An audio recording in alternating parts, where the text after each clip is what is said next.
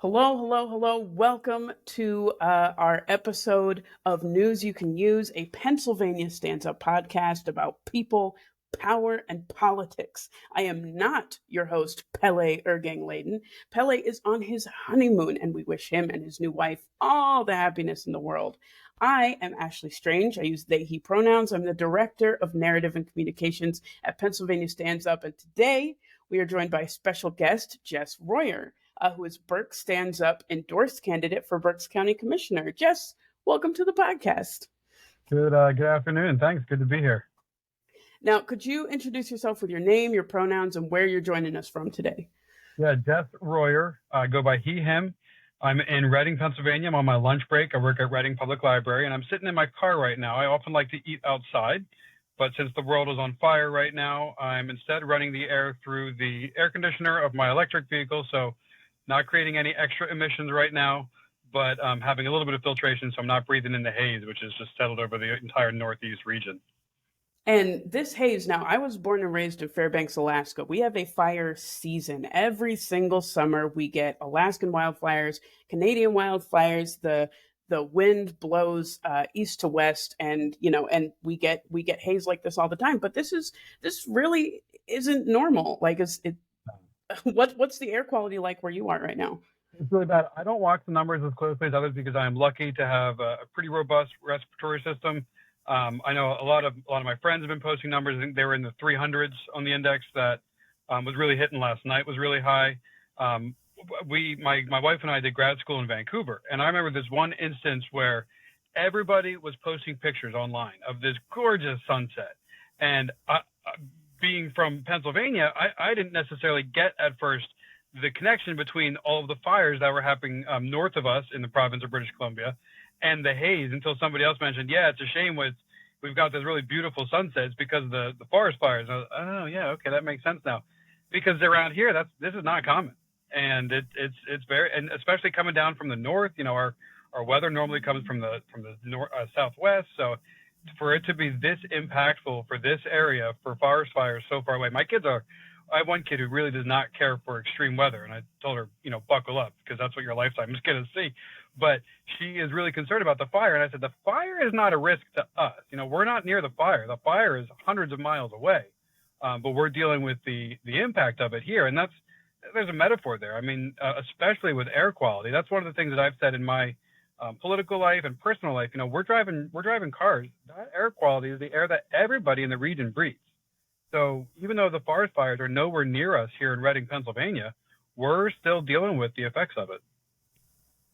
Yeah, and it really goes to show like a lot of the globalization that is becoming more front of mind for everyone because as we realized with COVID, like we all masked up inside and could breathe outside, and now it's slightly reversed, but we're still seeing that like it makes the world kind of shrink for us in how very small things can affect all of us. I saw a meme online that said Smokey the Bear must be fuming right now.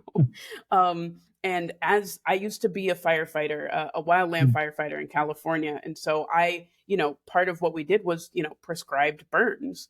And so it was so that the forest can regenerate so that we can clear out dead brush.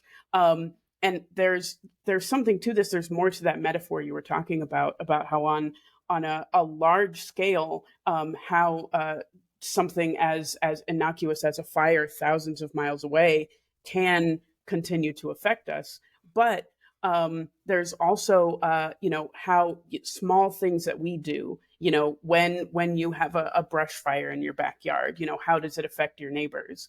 How does, if you're vaping in public, like, how does that affect people on a smaller scale? And really just like, it's highlighting again, like the wildfires are not the cause of a lot of these problems, but there are root problems. There are people with, people like one of your kids that has just like a fear of of extreme weather. There are people with respiratory issues. There are people who already can't see well to get around, and now the haze is not helping. There's so many things that are exacerbated by this, and so it's kind of on.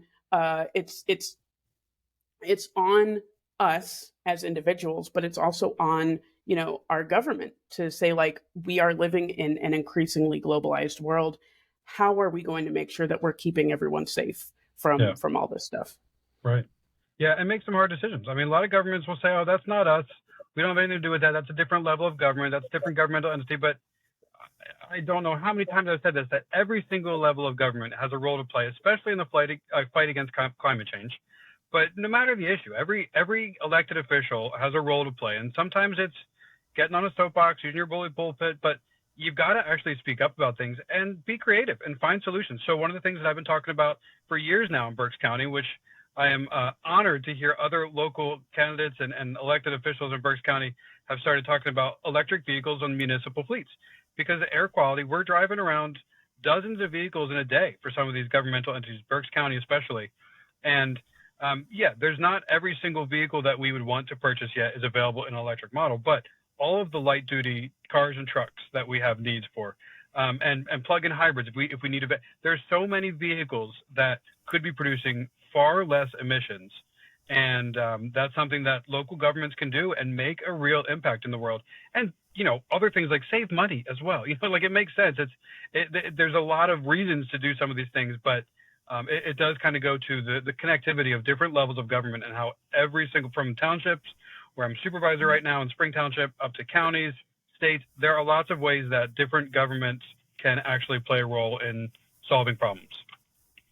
And I've always said that it's somebody's like said to me once, what does a mayor have to do with climate change? Like, what does it matter if a mayor says that he believes in climate change? Well, if a mayor says that they believe in climate change, then that means that they know that our summers are going to get hotter, and so they're going to make sure that resources exist in our communities for more pools, more cooling stations, and that the winters are going to get colder, so there are going to be more warming stations. There's going to be they're going to prepare for heavier snowfall or a lighter snowfall. It really does come down to where you live in your neighborhood. Yeah, definitely. Yeah. So tell me a little bit more. So you are currently a Spring Township supervisor. You were already elected. Was that the first time you ran for office? No, I ran for county commissioner in 2019, and I'll get to the motivating factor for that in a minute because I've got this whole chain of events here. But I ran for county commissioner in 2019 and kind of got a taste and was encouraged by a lot of people in the area. Well, you're in Spring Township. Spring Township is the largest municipality in Berks County outside the city of Reading, and was a really good way to sort of cut my teeth because there was always the intent to run for county commissioner again. So 2 years ago, I ran for Spring Township supervisor, had a lot of support. Some of the same groups that were supporting my 2023 campaign were also available in the 2021 campaign for Spring Township supervisor. And prior to that, before I ran for office at all, one of my first sort of civic involvements was joining the zoning hearing board in my township. And that was a really rewarding experience. And I recommend that to anybody who has the slightest bit of interest in participating in their community. Find a board or a commission in your local government. Doesn't need to be elected. And some people are really put off by the whole civic engagement thing because they think, oh, politics. I'm not into politics. I'm not a politician. It doesn't need to be about politics at all, especially at the local level where we have a majority Republican board. Myself and another Democrat are potentially, as far as we know, the only Democrats in Spring Township history. And as a straight white male, I don't have a whole lot of firsts available to me. So to be the first elected supervisor as a Democrat in Spring Township history, I'll take it. That's what I got. But being on the zoning hearing board before that is a really great way to be a part of the land use decision-making process. And that's kind of a convoluted term for what are we doing in this township? Are we building pools in front yards? Are we installing warehouses? Are we allowing some business to just do whatever they want, run roughshod over the zoning ordinances? But no, the zoning hearing board is a great way to sort of have a say in what goes on.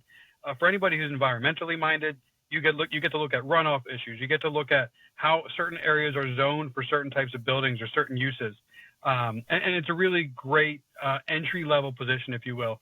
And again, some people are put off because, well, they don't know anything about land use. Well, if you care about the land, that's the first step. If you care about your community, that's all it really takes. So we went from I was on the zoning hearing board. That was an easy sell for my wife. She said, sure, you can do that. Then I ran for county commissioner because there were some issues that needed to be talked about. And then kind of like worked my way up through from elected supervisor. Now that was a close election. Now we just had this past primary, which was a really validating result. Obviously, we're not there yet. We still have the general to go, but the issue that got me into running in 2019 was because the county was working on selling off our county-owned nursing home. They were also talking about privatizing our prison, both of which are moral issues for me that we absolutely need to maintain county ownership and county management of those institutions. And for me, I'm a union guy. I'm an executive board member in my local at the library, where I'm technically a City of Reading employee. So I'm in AFSCME 2763. I'm on the e-board there. And I said, from a union perspective, we need to protect the union jobs at Berksheim. And when we build a new prison, which we need in Berks County, our current prison is literally falling apart, and we're housing people in there with a building which is leaking, and the walls need to be. So we need a new building. It needs to be built with union labor. So I was kind of approaching that county commissioner run from a union perspective. My mother actually used to work for the Montgomery County Nursing Home, and they sold that. They privatized that, and you saw quality of care go down. You saw staff morale go down. The only people that really benefited from that was the county for one moment in time when they got an infusion of cash, and the new owners of the nursing home, which get to turn a profit now. So, the people who live there, the people who work there, their lives got worse when it was sold out of the county ownership. So I was running because I wanted to protect the county-owned nursing home, to protect the integrity of the jail, that we have county employees at both those facilities. When we rebuild the jail, it needs to be done by union employees. And then in 2019, we also got involved with the Shutdown Berks effort. And that was a really great way to connect with like-minded people. And the Shutdown Berks effort was around closing the detention center, the federal detention center that was in Berks County, the only one of its kind in the country that was owned by a county. And it is now closed. The county commissioners heard a lot from us saying, this is immoral, this needs to be closed. Finally, I said, you know what, we're done here. We're done in Berks County, too much grief. And so they pulled the plug on that. And we counted that as a win. Organizing works. So that was sort of the 2019. Yeah. And it really does. And like when you think about a lot of those wins, like the Shutdown Berks campaign went on for years and years. There were people protesting the Berks Family Detention Center because it was the only, correct me if I'm wrong, it was the only one of two detention centers, immigrant detention centers in the United States that incarcerated children as well. I thought it was three, but yes, it was very unique, and the fact that it was run by a municipality was unique, and it was not, I'm not usually a not in my backyard kind of guy, and this was one of those cases where it's like not in anybody's backyard. This needs to be shut down, not just because we don't want it here in Berks. It's embarrassing that it's here in Berks, but it's more of an issue that it exists at all. Yeah. People would say, well, they're just going to open another one. Okay, we'll go there. We'll fight that one when it happens too. So it was not like a NIMBY thing. It was something that just needs to be closed for reasons that are bigger than any one area. Right. And there's something to like being not just being someone who's angry about an issue and standing up for it, but also like a lot of the standing up has to be going to the commissioners. So having someone like you as a commissioner means that we have to beg for human rights that much less often. Yeah. Yeah. So now you had said that your mom was a nurse. So what turned mild mannered Jess Royer, city librarian, into the Jess Royer that's running for county commissioner? She's actually a piano teacher. She worked at the Montgomery County Nursing Home. She was an activities director, and she coordinated all of the volunteer staff that they had. She was really the person who was trying to make sure the residents there were having a good time. And she actually did work on food prep as well. So it was sort of a Jill of all trades, if you will. But she was not a nurse. So much respect in the world for nurses. Don't want to misconstrue that. But she's a piano teacher, which is potentially even more mild than nursing. So, my mother's a piano teacher. My father is a retired pastor in the United Church of Christ. So I grew up in a pretty comfortable existence, but an existence that was geared around appreciation for art and beauty, but also like, human rights and things and treating people like people. So I remember learning about people first language as a child. And it was just sort of second nature to me because we always heard about treating people like it was just this basic thing. And for it to not happen elsewhere in the world is sort of mind boggling to me. Like, well, why do you care about some of these issues that you're so upset about when it's literally a human being acting like a human being? Like, what's the big deal? So, yeah, I became, I guess, a bit more, I don't want to say radicalized because Donald Trump got elected, but certainly motivated. We had just moved. My wife was pregnant during that election cycle, and I'd volunteered in every presidential election up to that, and a little bit in local politics, but not as much. But I remember falling asleep watching the election results on the night of 2016, if you will. And I woke up on the couch at about 4 o'clock in the morning when they finally called it. And I just felt like I had a newborn daughter. We had a 2.5-year-old daughter, and I felt like I let them down. So we've since doubled our total number of kids because we're really just trying to take over the world through procreation. And I want to show my kids, like, you need to fight for your community. You need to build the world you want to live in. So when Donald Trump got elected, that was a real wake-up call for me that this thing that I always kind of enjoyed watching from the outside, being politics, it's not a game. You know, I truly did not believe he was going to get elected. And I look back and I marvel at my naivete back then, because I truly did not think he was going to win. And for me to see that in my lifetime, it was really concerning and quite scary. So we decided to commit right then to sort of being a little bit more involved and not taking anything for granted.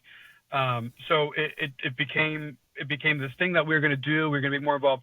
And the more people you meet and the more stories you hear, especially with the detention center being one of those really motivating factors for me, just hearing about the injustices that were there, that were covered in the news, but then not really talked about. You know, the average person in Berks County, they didn't have a strong opinion about the detention center. And it was like, well, we need to talk about this. We need more people to know that bad things are happening right here. And so we really tried to work hard on that. And it's just, you know, one issue after another where you come to realize that the world has its own motivating factors. And if you let them kind of happen, it's going to go to the moneyed interest. It's going to go to the people who have power and trying to consolidate power. So we took, and then at this point, I was a part of Indivisible Berks, which became Berks Stands Up. And we took a really bottom-up approach. You know, it was government for the people, by the people, of the people. It was very much, you know, we need to reassert ourselves a bit here, because it's really easy for power to you know, really tighten its grip on the rest of the world. So we tried to push back against moneyed interest and corporate interest, and really try and rebuild our community-based government is what it came down to. And so when we're talking about community-based government, how is it that as and this is kind of how you've been as township commissioner, but how is it that you will govern that is differently than Berks has been governed before in this role of county commissioner? Yeah, since the 2008 session, we've had a majority Republican board in Berks County, and we had an individual in the Democratic seat who didn't have any real traction or support, so wasn't really able to get much done. And, you know, from my perspective, I wish that they would have made more noise about some issues, because they knew they were in the minority. They knew they didn't have 2 votes for certain issues. So they didn't talk about it nearly as much as I would have liked to see. You know, build a coalition, build some consensus, try and bring people, organize your other commissioners, try and bring some people along. So we're at a different place now in this election cycle where there are 2 incumbent Republicans, and they are both going to be on the ballot in November. But myself and another Democratic nominee for commissioner, his name is Dante Santoni, we are in lockstep on union issues, and the unions in the Reading and Berks area have not really had much to fight for. They've had to fight against things. They haven't had much to fight for in decades. And I know there's a lot of excitement around Dante Santoni and I. You know, he is a former state rep. He has a great a great background for union issues. So the 2 of us are very much united in terms of the importance of labor, how crucial labor is to our area, not just in the public sector, but private sector, trades as well. So we're talking about, you know, we need to rebuild Berks County Prison. And I'm adamant that needs to be done with union labor, because that way we have better accountability, better quality of work. Not impugning, there's loads of private contractors out there who probably do great work, but I want the assurance of union workers building that building. And again, it's one of those moral issues for me. I want to make sure that we're paying a prevailing wage. I want to see Berks County with a responsible contractor ordinance, because any work that's done in our area, we need to trust the quality of it. Another issue that PA Stands Up is really instrumental on is the Whole Home Repairs Act, and getting that funding into the pockets of homeowners and making grants available for people who are living in buildings that need to be updated, but they're renters. So the landlord, there's always a disconnect between how do you get the money to go to the people who live in the place that needs to be fixed up. So there's lots of ways that we're going to see, public money going towards improving our overall housing stock. And again, we need a responsible contractor ordinance so that we can trust the work that's being done. We don't want some shoddy fly-by-night contractor say, oh yeah, I put a new roof on there, put up some 2x4s, put some plywood across, throw some roofing roll over the top. Oh yeah, done. You're good to go. Like, we need actual people that we can trust are doing work the right way. And the city of Reading has a responsible contractor ordinance, which the people who are coming into Reading to do work on our buildings, they know that they need to be following the right process. Berks County does not have that. So the work that's done outside of Berks County, there are far less, there's less oversight. There's less assurances that work is going to be done the right way. So that's one of the reasons that we need to see responsible contractor ordinance done in Berks County, so that the work we're doing, some of which is major, large-scale work, like the prison that Berks County needs. There was just an incident where a driver crashed into a covered bridge, or a historic bridge in Berks County, and it wasn't actually insured. They had fallen through the cracks. So now we got to work on getting this bridge repaired. We're going to have to submit for reimbursements through insurance company. I think the driver was insured. So the expectation is that it's not going to be too complicated to recover the cost, but we need to make sure that these structures that we love, there's really great history in Berks County. That's one of the things that I love about it, that we have historical buildings, historical bridges, lovely roads to drive on, country drives. You get a little bit of everything here. But if we don't trust that the infrastructure that we're repairing is being done the right way, well, then we're going to end up throwing good money after bad 10, 15 years down the road when we need to go back and kind of redo what wasn't done right the first time. And this is where all of that work, all those boring zoning board meetings that you sat through all those years ago. Boring? Oh, whoa. You didn't have any boring meetings. No, I love meetings. I think meetings are great. I love parliamentary procedures. Not something that I find everybody else feels the same way about, but no, I didn't think they were boring at all. I love them because every application has its own nuance, and even at the supervisors, we still hear conditional use hearings. So if a building wants, or a company wants to do something with land, they don't always end up at the zoning hearing board. Sometimes they have to come to the supervisors as well. So we still get to have the sort of a say in it. Planning commissions are another great way to get involved with your local government. But I think all those meetings are great personally. And I mean, different strokes for different folks. Sure. And that's why, that's why everyone's not running for commissioner. And that's why I'm really glad you are. And I think that, what you said earlier about how you're running as kind of a slate, you're not running alone. Like, you're running with someone who's in lockstep with you on union issues and on other issues. And that's how we win, right? Right. That's how we make sure that we're not just voting for people, we're not just knocking on doors for candidates, but after they get in, how are we supporting them? How are we showing up to these, I'm going to say, boring meetings? Because y'all have, what time are your commissioners meetings? Because here in Lehigh County, we got it's sometimes 5 to 8 p.m., no food in there. For the township supervisors, we meet the second and fourth Monday of every month in the evenings, and it's a stipended position. It's essentially a volunteer position. We go and we talk to the township staff, but the staff are the ones doing the work in the building day to day. The county commissioners meet at 10 a.m. on Thursday mornings, and one of the things that I said in 2019 in that campaign was, well, the meetings should be held in the evenings at least some of the time, so that regular working folk can get there. And we should go around the county. We shouldn't always be in the county seat, which is Reading. I love coming into Reading. I work in Reading every day at the library. It's great. You get to meet lots of people. You get to see the neighborhood. But not everybody wants to come into Reading at 10 a.m. on a Thursday to go to a commissioners meeting to complain about something. Since then, lo and behold, the county commissioners now do run a circuit where I think once every 3 months, they meet in the evenings, usually at a township building somewhere around the county, and they've gotten around the county a little bit so they can kind of cover the different regions. And my team and I, we said, oh, yeah, great idea, guys. Really good thinking on that one, because, we know where that came from. That came from people agitating on the campaign trail 4 years ago. So it is great to be able to connect with your community, but you need to be available to your community. And obviously, everybody has their own schedule. There's never a way that you can hold a meeting at a single time which will accommodate everybody, whether they work first shift, second shift, third shift. But I do think that it's important to be accessible, and that means going to events too. I mean, that means being at community days. That means being at parades, so that residents can see you out in the public and actually converse with you on a regular basis. But it also means holding your meetings at least occasionally at different times, so that you can actually be available to people who can't make it into the city of Reading on Thursday mornings at 10 a.m. And that's just not convenient to lock it in. And the answer we got when we were complaining about it was, well, that's when we work. That's when all the department heads work. That's when the employees work. So that's when we work. And I was like, well, okay, well, give them the morning off and give them comp time for the evening. Find a way to actually make this governmental entity, this public meeting, available to the public. It's just, And you got to be a little flexible. that's what real power is. Like, that's like real people power. When you talk about a community powered government, it's a government that listens to people, takes in their ideas, and makes them reality. And what I'm looking forward to when when y'all get elected is that, it's not something that we'll have to fight for, but we will still want people showing up to these meetings to support. We'll want people showing up to complain. I think every Yeah. once in a while, No, we might that's have part of the people showing process. up to yell at you. Yeah. Yeah. So, Jess, thanks so much for joining me.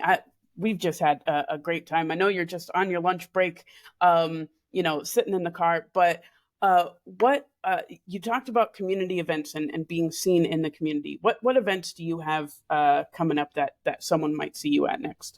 So there's a whole schedule that has been put out by the Reading Eagle, and I basically went down the list and said, okay, now we need to be at all of these. But it's going to be, townships have their own little festivals. We have the Apple Lumpkin Festival just south of us, which is not in Berks County, unfortunately, but I love the name Apple Lumpkin. It's apples and pumpkins. That's in the fall. That's down in Adamstown, northern Lancaster County, some of which actually dips into Spring Township, Berks County, the Adamstown address. But then in our area, West Reading has a festival. I'm pretty sure like every weekend there's a festival over there. We've got Out in the Park. It's going to be a big party. This was the first official annual Pride Parade in Reading. We have had Pride events for years, but this is the first year we had an actual parade. I think it's also the first year we had an arrest where somebody was protesting it. But there was a great turnout for the Pride Parade. That was a great time. There's going to be Out in the Park later. I think that's in September. There's community days all throughout Reading. So a lot of these townships have their own little festivals. Some notable ones up in Muhlenberg, they have them at Jim Dietrich Park, is called. There's several throughout the summer there. The Ole Fair is always an annual rite of passage, if you will. Sometimes Democrats think they should get combat pay for going there because there's a very mixed crowd there in terms of political inclinations. But Yeah, when you said someone was arrested at the Pride Parade, I was like, well, the first Pride was a riot, so right, I yes. guess they took that a little too literally and protested Yeah. against it. Right. So there's going to be lots of events throughout the summer, and we're going to try and be at all of them. Awesome. Well, I hope to see you at several of those. The Apple Lumpkin Festival just sounds like something that can't be missed. But I want to thank you again for coming on today, for fighting for all of us, for Pennsylvania that works for all of us, and more importantly, for Berks County that works for all of us. For those of you listening, if you enjoy our show, please rate, subscribe, and share it with your friends and your enemies. And then come back in 2 weeks where Pele will be able to talk more about some of the Pride stuff that's going on in NEPA. And be sure to check out Jess Warriors. We'll have his Vote Yes for Jess. We'll have that, voteyesforjess.com. We'll have that in the show notes.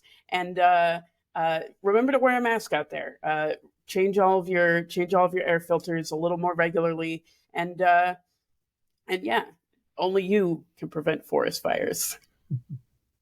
Bye. Take care.